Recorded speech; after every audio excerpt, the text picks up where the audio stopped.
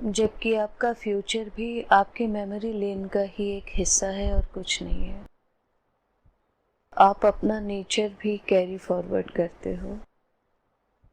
बचपन से ही गुस्सा है, किसी ने सिखाया तो नहीं। बचपन से ही एटीट्यूड है, जबकि किसी ने सिखाया नहीं।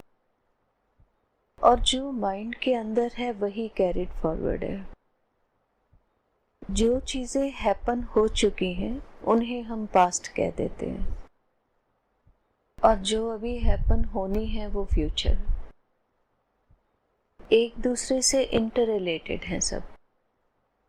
That means mind has created that shadow, and your senses, they started experiencing whatever happened at that time. बहुत सारी जीवन की चीजें हम अपने साथ रख लेते हैं और अपने फ्यूचर को बेटर बना नहीं पाते, because we are connected to our past. ये पास्ट, ये फ्यूचर, ये लॉ ऑफ नेचर या डिसिप्लिन ऑफ द लॉर्ड कह लो, उसका एक हिस्सा है। If you understand that law and you start working for that, तो इसका मतलब है जड़ से आप जो कॉज है वो निकाल सकते हो। हैप्पीनेस के कॉज को हम निकालना नहीं चाहते, लेकिन जो सैडनेस है उसके कॉज को हम जरूर निकालना चाहते हैं। तुम्हारा पास्ट, तुम्हारा फ्यूचर, दोनों ही तुम्हारे साथ जुड़े हैं, तरंगों के रूप में, मेमोरी के रूप में, डिजायर्स के रूप में, लव या हेट्रेड के रूप में। आपके ही अंदर हैं वो सारे के सारे। एंड विद ड्यू कोर्स वो एक फिजिकल शेप लेकर हैपन होते चले जाते हैं। इसलिए मन के जीतने का मतलब ही ये है कि you have headed towards the truth which is stable, which is forever. You are above the vibrations. जो इन वाइब्रेशन से ऊपर उठता है, एक्चुअल में उसी का ही मैच्योरिटी लेवल माना जाता है। Maturity does not mean age. Maturity means all your energy has risen above the vibrations and it is becoming light every day. उसके लिए फिर तुम्हें घंटों बैठने की जरूरत नहीं होती।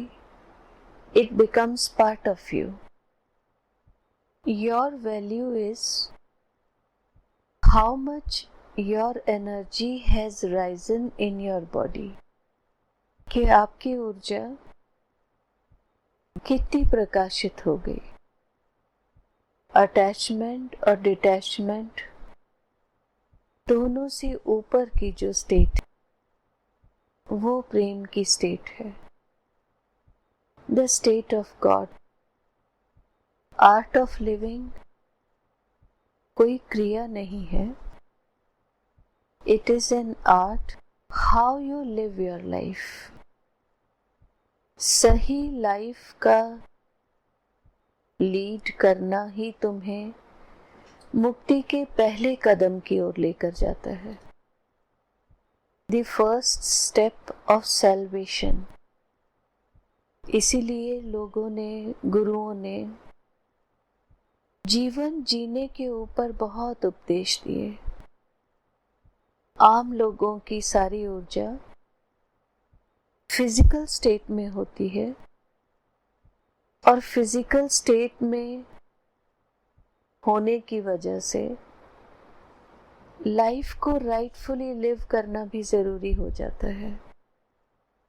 ये दो अलग सब्जेक्ट हैं। हम बाहर से ज्ञान को, एक्सपीरियंस को अपने अंदर फिल करने की कोशिश करते रहते हैं, और जबकि अंतर की लाइट हर भरी हुई चीज को निकाल के समाप्त कर देती है।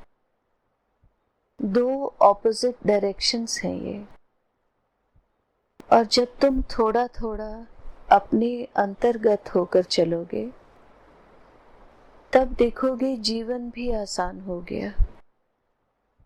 बाहर तो फैली है माया की बाहें, अंतर चल दूं कहीं दूर,